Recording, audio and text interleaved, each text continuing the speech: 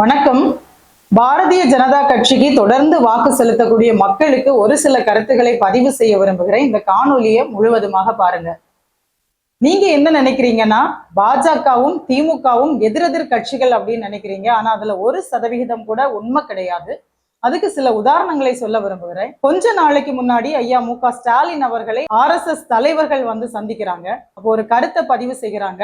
எங்களுடைய நெருக்கடியான சூழல்கள் பல நேரங்கள்ல ஐயா கருணாநிதி அவர்கள் எங்களுக்கு உதவி பண்ணியிருக்காங்க அப்படின்னு சொல்றாங்க. அது என்ன அப்படின்னு பாத்தீங்கன்னா, ஒரு காலத்துல தீவிரவாத இயக்கம் அப்படின்னு சொல்லி முத்திரை குத்தி வைக்கப்பட்டிருந்த இந்த RSS இயக்கத்தை தீவிரவாத இயக்கம் கிடையாது, சமூக இயக்கம் தான் அப்படின்னு சொல்லிட்டு முரசொலி பத்திரிகையில பதிவு செய்து வீடுகள் தோறும் கொண்டு சேர்த்த பெருமை ஐயா கருணாநிதி அவர்களுக்கு உண்டு. அதுபோல அம்மையார் செல்வி ஜெயலலிதா அவர்கள் பாஜகவுக்கு கொடுத்த ஆதரவை திரும்ப பெற்ற பொழுது மறுபடியும் பாஜகவுக்கு ஆதரவு கொடுத்து அவர்களை ஆட்சியிலே அமர வைத்து வீடுகள் தோறும் திமுகவின் கடைகோடி தொண்டர்களை வைத்தே பாஜகவையும் தாமரை சின்னத்தையும் கொண்டு சேர்த்த பெருமையும் ஐயா கருணாநிதி அவர்களுக்கு உண்டு. அதுபோல மரியாதைக்குரிய ராஜா அவர்களை சட்டமன்ற உறுப்பினராக்கி அழகு பார்த்த பெருமையும் ஐயா கருணாநிதி அவர்களுக்கு உண்டு. அதனாலதான் திமுகவை கடுமையாக எதிர்த்த அண்ணாமலை அவர்கள் பாஜகவுல ஓரம் கட்டப்பட்டு அவர் எங்க இருக்கிறாருங்கிறதே தெரியாம இருக்கிறாரு. அதுபோல பாஜகவை கடுமையாக எதிர்த்த திமுகவை சேர்ந்த அமைச்சர் பழனிவேல் தியாகராஜன் அவர்கள் திமுகவுல ஓரம் கட்டப்பட்டு இருக்கிறாரு.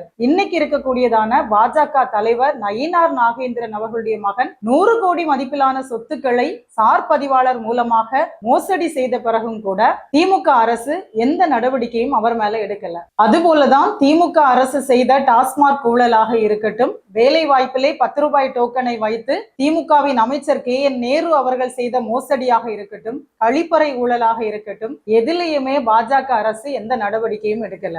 சமீபத்துல கன்னியாகுமரி மாவட்டத்துல புகழ்பெற்ற சுசீந்திரம் தானுமலையான் கோயில்ல இருந்த பழமை வாய்ந்த தெப்பக்குளம் முறைகேடாக பணி செய்ததுனால இடிந்து விழுந்தது. மாவட்டமே ஸ்தம்பிச்சிருக்கணும். ஆனா பாஜகவினர் எந்த எதிர்ப்பு குரலையுமே பதிவு செய்யல. ஏன் அப்படின்னா, திமுகவின் கிழக்கு மாவட்ட செயலாளர் மகேஷ் அவர்களுக்கும் பாஜகவின் கிழக்கு மாவட்ட தலைவர் கோபகுமார் அவர்களுக்கும் நல்ல ஒரு புரிதல் இருக்குது அப்படிங்கறதுதான் உண்மை. ஆனா நாம் தமிழர் கட்சியினர் தான் அந்த பிரச்சனையை கையில எடுத்து நீதிமன்றத்துல வழக்கு தொடுத்து அதை முறையாக விசாரித்து மறுபடியும் தரமாக அந்த வேலை செய்வதற்காக களத்துல நின்றாங்க. அதனால மக்கள் இதை சிந்திங்க.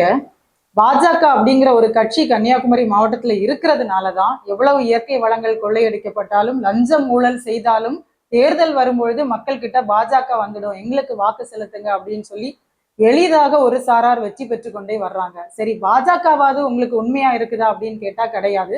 திமுக செய்யக்கூடியதான அனைத்து ஊழல்களுக்கும் கனிம வள கொள்ளைக்கும் பாஜக ஆதரவாக இருக்குது. அப்படின்னா வரக்கூடிய தேர்தல்ல நீங்கள் உங்களுடைய மதத்தை பார்க்காம உண்மையாகவே மக்களுக்காக நிற்கக்கூடிய கட்சி எது, மக்களுக்காக நிற்கக்கூடியதான வேட்பாளர் யார் அப்படிங்கிறத பார்த்து வாக்குகளை செலுத்துங்க. நன்றி. பாஜக என்பது அகில இந்திய திமுக, திமுக என்பது தமிழ்நாட்டு பாஜக.